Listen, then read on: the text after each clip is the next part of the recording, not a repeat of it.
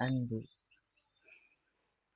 இந்த வார்த்தையை தேடி தேடி தான் இதுவரைக்கும் உலகம் அலைஞ்சதுனால தான் இந்த உலகமே எவ்வளோ சூழல்களுக்கு இடையிலையும் ஒரு வனப்பா இருக்கு. இவ்வளோ சூழல்களுக்கு இடையிலையும் நல்லா கூர்ந்து யோசிச்சிங்கன்னா அதைத்தான் நம்ம தேடிட்டும் இருக்கிறோம். அவ்வளவு ஏன், இனிமேலும் இனிமேலும் வரும் தலைமுறையும் வேற எதையும் தேட போறதில்லை. ஏன்னா எல்லாருக்கிட்டையும் இப்போ எல்லாம் இருக்கு. இனி அடுத்து நம்ம சந்ததியினர்கிட்ட வேணாங்கிற அளவு எல்லாமே இருக்க போகுது.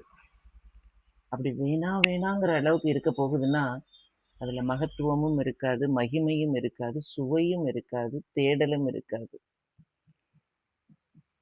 ஆனா எதையோ ஒண்ணு மனசு தேடிட்டே தான் இருக்கும்.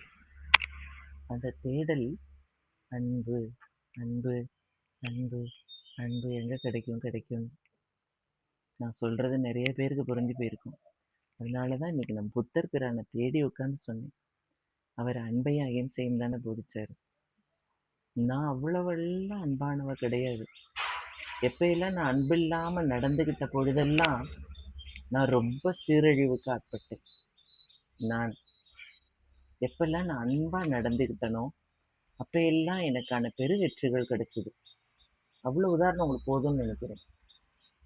எப்பெல்லாம் நான் அன்பு இல்லாம இருந்தனோ அப்ப எல்லாம் என் வாழ்க்கையில எதெல்லாம் இடர்களா இருந்ததோ அதெல்லாம் வந்தது. எப்பெல்லாம் நான் அன்பா இருந்தனோ அப்ப நான் ஈட்டின அந்த வெற்றிகள் எல்லாம் எனக்கு கிடைச்சது. இப்ப ரொம்ப சமாதானமா இருக்கு. வாழ்க்கை தந்த பாடம். அதோட உயிர் நாதம் அன்புங்கிறதா தான் இருக்குது. எனக்கு அது பிடிச்சிருக்கு. எதுவுமே தேவையில்லை. அவர் சொன்னார்ல, ஆசையே அழிவுக்கு காரணம்னு. அவ்வளவுதான். அந்த அன்பை நம்ம விதைப்போம். அந்த அன்பை அறுவடை செய்வோம். அந்த அன்பை எல்லாருக்கும் பகிர்வோம். அந்த அன்பை திரும்பவும் வளர்றதுக்காக விதைப்போம். உலகமே அன்பால சூழட்டும்.